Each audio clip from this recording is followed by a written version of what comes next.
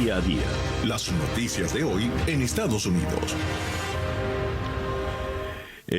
Ayer fue el Día de los Veteranos, el Memorial Day, y tenemos... caramba, se me fue aquí la... Bueno, tengo la primera página del diario The New York Times, donde vemos al presidente rindiendo honores en el monumento de los veteranos en el cementerio de Arlington. Y lo importante, lo que destacan los medios, es que mientras era muy esperada esta aparición pública del presidente luego de las elecciones, no dijo nada. Donald Trump pasó 10 minutos en público para honrar a los veteranos de guerra, una apariencia de normalidad en una Casa Blanca que se ha quedado paralizada por un presidente derrotado que sopesa sus opciones absteniéndose en gran medida de las labores de gobierno y bloqueando a su inevitable sucesor.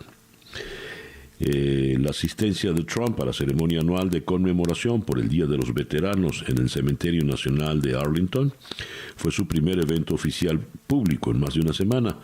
Pasó los últimos días recluido y lanzando acusaciones infundadas de fraude electoral a través de Twitter. No hay ninguna... Es decir, no dijo absolutamente nada. Lo anterior es una nota que viene de Washington. Esta, desde Filadelfia, Trump acumula pocos triunfos legales en la disputa electoral. Durante una audiencia de una de las numerosas demandas electorales presentadas por el presidente, el juez de una corte de Pensilvania le preguntó esta semana a un abogado de su campaña si había encontrado algún indicio de fraude entre las 592 boletas impugnadas. La respuesta fue no. Acusar a las personas de fraude es un paso muy grande, dijo el abogado Jonathan Goldstein. Solo intentamos terminar con las elecciones. Eso dijo el abogado con mucha cautela, pero Trump no ha sido tan cauteloso y ha insistido sin evidencia alguna que le robaron los comicios, incluso cuando funcionarios electorales de ambos partidos en todo el país aseguran que no ha habido conspiración.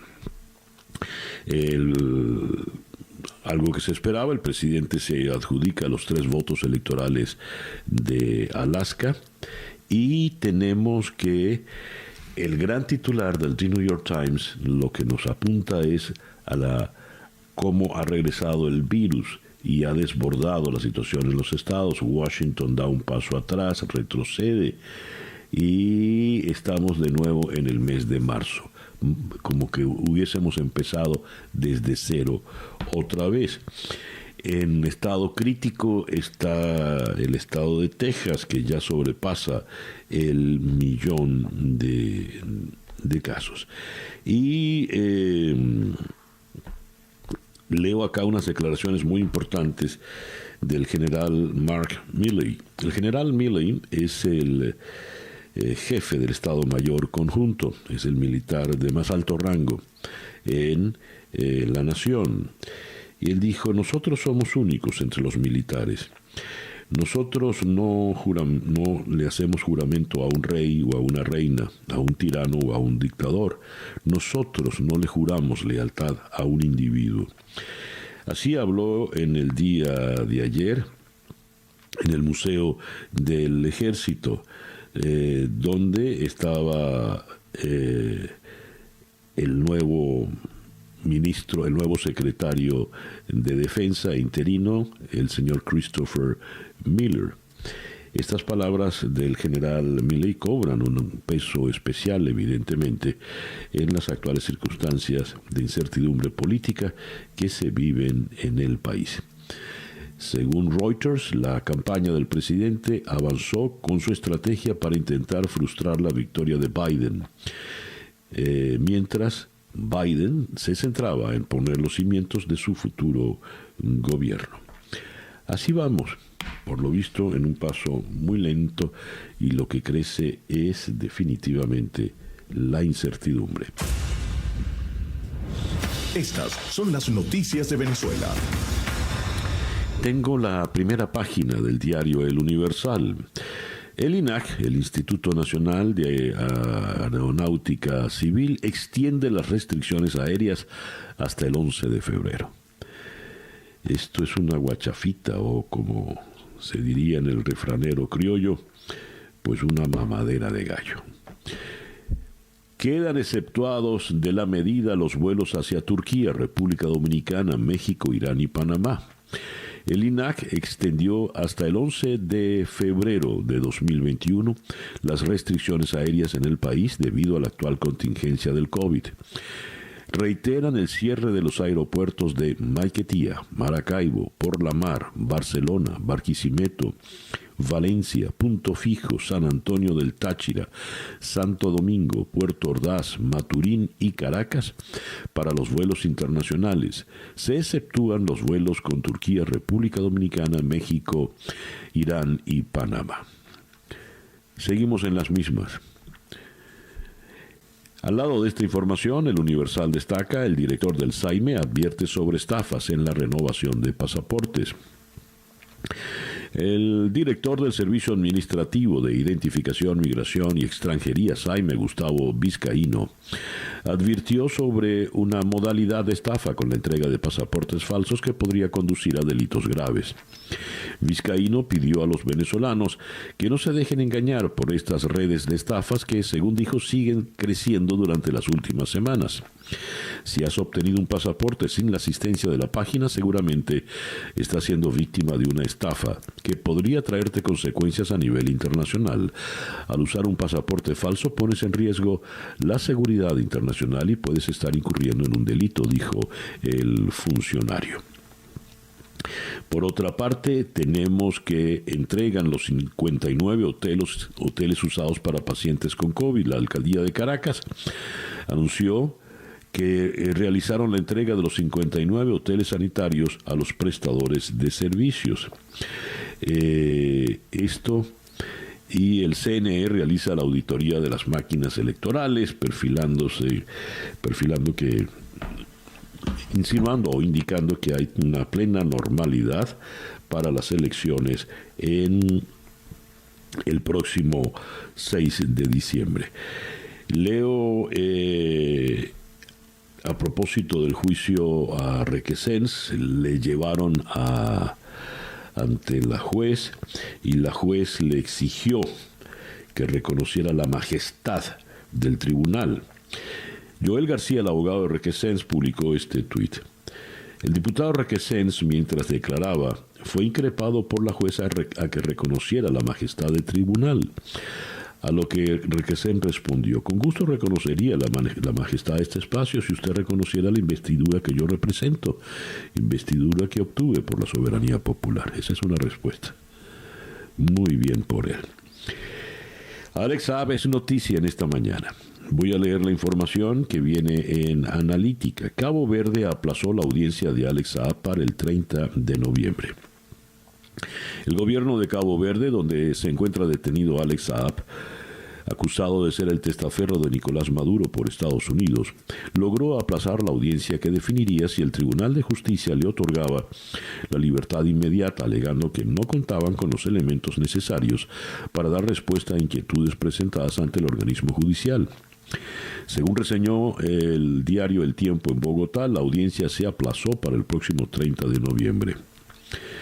Desde el comienzo, la defensa del colombiano alegaba que ya se habían completado los 10 días de detención ilegal por vencimientos de términos. Según reveló El Tiempo, Cabo Verde aún estudia ofrecerle a Saab la detención domiciliaria mientras se resuelve su solicitud de extradición a Estados Unidos, donde se le espera para declarar sobre los presuntos delitos de corrupción que se le acusan.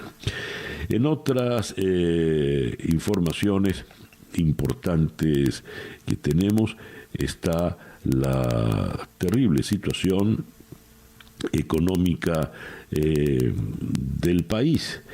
El Parlamento venezolano, según leo en La Voz de América, advierte el colapso de la economía. Venezuela sufre el mayor colapso económico en la historia reciente, dicen los expertos. De 2013 a la fecha, es decir, durante el gobierno de Maduro, el Producto Interno Bruto ha caído 92% de acuerdo con el Parlamento, una cifra peor a la registrada en países con conflictos armados. Ni Alemania durante la Segunda Guerra Mundial tuvo una contracción económica como la experimentada por Venezuela del 2013, según datos del economista y diputado opositor Ángel Alvarado. El país que más se parece a Venezuela es Liberia, que tuvo una guerra civil de 25 años y perdió el 91% de su actividad económica y su PIB. Venezuela lo ha hecho en solo 7 años sin tener un conflicto bélico formal, sin intervención militar como en Irak o Libia, donde perdieron el 60% de su actividad económica, producto del conflicto armado. Apunta el diputado Alvarado que el colapso económico en un periodo tan corto solo se compara con lo ocurrido con algunas naciones tras la disolución de la Unión Soviética. Advierte que las carencias son cada vez más profundas por las fallas en los servicios públicos y la paralización de la industria petrolera. Un país que tiene un ingreso per cápita de los países más pobres de África y no como los más ricos de América Latina, como Chile, que era el nivel de ingresos histórico de Venezuela. Y tenemos una información que viene de Reuters a propósito del tema petrolero. Al menos 18 tanqueros navegan hacia Venezuela, donde se espera que carguen crudo en las próximas semanas, según datos de seguimiento y analistas. Una señal de que las exportaciones petroleras del país repuntarían este mes, tras caer en octubre a su menor nivel desde principios de la década de 1940. La caída obedece a que algunos clientes de largo plazo que le quedan a PDVSA detuvieron el comercio con la compañía ante la aproximación de una fecha límite impuesta por Estados Unidos que ha sancionado a PDVSA. El probable repunte de las exportaciones en noviembre muestra cómo PDVSA se ha adaptado a las sanciones con nuevas tácticas para transportar y vender su crudo. Desde transferir cargamentos entre tanqueros en el mar para disfrazar su origen, hasta entregar el petróleo a clientes poco conocidos y sin experiencia en la industria. Y se desarrolló un foro por demás interesante, por supuesto virtual como todo en estos tiempos. La mujer en Venezuela entre la pandemia y la profunda crisis del país. En el foro, moderado por el diputado Miguel Pizarro, las especialistas abogaron por mayor integración de las ONGs en la conversación y por un mejor enfoque de la asistencia humanitaria. Allí estuvo presente la internacionalista y activista por los derechos de la mujer Luisa Kieslinger, quien apuntó que las brechas de género estructurales que ya existían en el país han sido profundizadas por la emergencia humanitaria compleja. ¿Cómo es esperar un primer bebé en una Venezuela en crisis? Desempleo, delincuencia, pobreza son solo algunas de las dificultades con las que lidian día a día los venezolanos. Pero si se trata de una madre embarazada, los retos que deba afrontar son mucho mayores y variados. Y si está sola, pues la situación puede ser definitivamente mucho peor. Así las cosas, cierro con una noticia de sucesos. En horas de la tarde de ayer fueron encontrados sin vida el arquitecto valenciano Enrique Sardi y su esposa María Magdalena Muñoz. Se conoció que la pareja tendría más de 24 horas sin establecer comunicación con sus familiares, por lo que uno de sus hijos se trasladó a la residencia en la urbanización Guataparo, donde se consiguió con el hecho. Desconocidos pues asesinan en Valencia al arquitecto Enrique Sardi y a su esposa. Es lo único que se sabe hasta este momento. Escuchas Día a Día con César Miguel Rondón. Vamos a comenzar en Washington con Rafael Matus Ruiz. Matus Ruiz es el corresponsal del diario argentino La Nación en Washington. Y vamos a hablar con él del tema de la transición y las dificultades por las que está pasando en este momento. ¿Quién es la señora Emily Murphy, la responsable de la Administración de Servicios Generales, que aún no se ha pronunciado? Bueno, es advertir que no se ha pronunciado porque ella se pronuncia siempre después del 14 de diciembre, que es cuando el colegio electoral da su definitiva. Ya hablaremos de esto. Luego de Washington vamos a ir hasta la ciudad de Bogotá para conversar con Marta Elvira Soto, la jefe de la unidad investigativa del diario El Tiempo, para conocer con ella los pormenores más recientes que tienen que ver con el caso de Alex Saab. Después de conversar con Marta Elvira, vamos a Caracas para conversar con María Alejandra Poleo, la abogada defensora del periodista Roland Carreño. Preocupa la salud de Roland Carreño. Cada vez que lo vamos a visitar está como ahogado, dice ella. Al periodista aún no se le ha hecho una revisión médica, lo cual pone en peligro por su condición de salud previa, hipertenso y diabético. Por cierto, había leído en estos días, a propósito del caso de Roland Carreño, un tuit de Héctor Manrique, vehemente como caracteriza, advirtiendo que todos estos destacados diseñadores y modistas venezolanos, todo ese mundo del glamour al que se dedicó siempre Roland Carreño, no se han manifestado, decía Héctor Manrique, por su situación, por su salud. El mundo del glamour muy glamoroso será, pero parece que poco solidario es. Luego iremos hasta Roma para conversar con Marinelle Extremamuno, corresponsal en el Vaticano. El Papa Francisco, en su primera aparición pública, tras la explosiva publicación de la mala gestión por parte del Vaticano en el caso del ex cardenal estadounidense Theodore McCarrick, se comprometió de nuevo el miércoles a poner fin a los abusos sexuales en la Iglesia. El caso del cardenal McCarrick es complejo y complicado porque las revelaciones recientes lo que evidencian es que el Papa Juan Pablo II estaba al tanto. Y vamos a cerrar en Ciudad de México con Mariana Párraga, de la agencia Reuters, la que maneja toda la información petrolera. Compradores fantasma en Rusia estarían ayudando al régimen de Venezuela a eludir sanciones, lo que sería parte de una cortina de humo que, según un funcionario iraní, Teherán ha ayudado a desarrollar para que las exportaciones de petróleo de Venezuela puedan seguir fluyendo, y con ella hablaremos también de estos tanqueros, 18 tanqueros que se aproximan hacia nuestros puertos. El editorial con César Miguel Rondón. ¿Por qué los medios son los que proclaman a un candidato presidente en Estados Unidos? ¿Quién le dio esa autoridad a los medios? Los medios, en rigor, no proclaman a ningún candidato.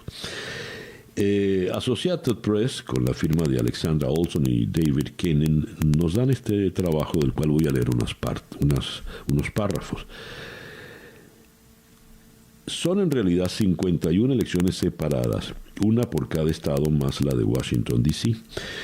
Cada elección con reglas diferentes. Y no hay una entidad nacional que le diga al mundo quién ganó. ¿Cómo es posible decidir rápido y con precisión quién ocupará la Casa Blanca por los próximos 4 años? Esa ha sido la tarea de los medios de prensa desde 1848, cuando Associated Press declaró vencedora a Zachary Taylor, es decir, antes de la Guerra Civil. El presidente lo elige el colegio electoral en base a los resultados de la votación popular.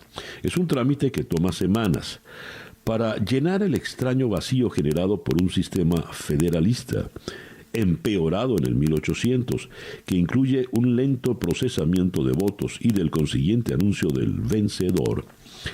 Las organizaciones noticiosas surgieron como un componente importante del proceso electoral, recabando los resultados de cada estado, suministrados por las autoridades electorales, haciendo la cuenta final y anunciando al ganador. Mucha gente se muestra ahora sorprendida por este proceso, incluido el presidente Donald Trump, después de que Associated Press y las primeras cadenas televisivas declarasen ganador a Biden. Y Trump se preguntó en un tuit desde cuándo los medios de prensa dicen quién será el próximo presidente. Pues desde 1848, cuando por primera vez Associated Press anunció la victoria de Zachary Taylor. A ver, Los medios de prensa se involucraron en el proceso por su deseo instintivo de dar la noticia del ganador lo más rápidamente posible y porque la gente no quiere esperar hasta mediados de diciembre. En un sistema de gobierno descentralizado, solo los medios de prensa estaban dispuestos a asumir el costo de tabular los votos. La Comisión Electoral Federal regula algunos aspectos de las elecciones, pero no tabula los votos, y esto creó un vacío, pues nadie hacía la cuenta final. Associated Press empezó a contar los votos y analizar las tendencias antes de la guerra civil, como habíamos señalado. Las cadenas televisivas comenzaron a hacerlo en la contienda de 1960 entre Richard Nixon y John Kennedy, anunciando los ganadores en cada estado. El conteo de este año se vio complicado por la pandemia del coronavirus. Mucha gente votó de manera anticipada por correo, lo que demoró el conteo en algunos estados. La contienda, por otro lado, fue muy reñida, lo que contribuyó a que se demorase el anuncio del ganador. Associated Press y las principales cadenas anunciaron el ganador el sábado, 4 días después de la votación. Fíjense si fueron cuidadosos los medios en esto. Ahora, ¿cómo se maneja el conteo? AP, Associated Press, tiene gente en todos los estados que compagina los resultados de las autoridades electorales y de portales oficiales. Las organizaciones noticiosas de todo el mundo usan la cuenta de Associated Press. Analistas y editores de Associated Press estudian el voto y la información demográfica, la historia electoral y estadísticas del voto adelantado antes de declarar al ganador. AP declaró ganador a Joe Biden el sábado por la mañana, luego de determinar que había triunfado en Pensilvania, lo que le permitía rebasar la cifra de los 270 votos electorales necesaria. Las cadenas televisivas siguieron el mismo proceso, usando la cuenta de AP o de tener otra. Esa es la situación, suficientemente aclarada. En fin.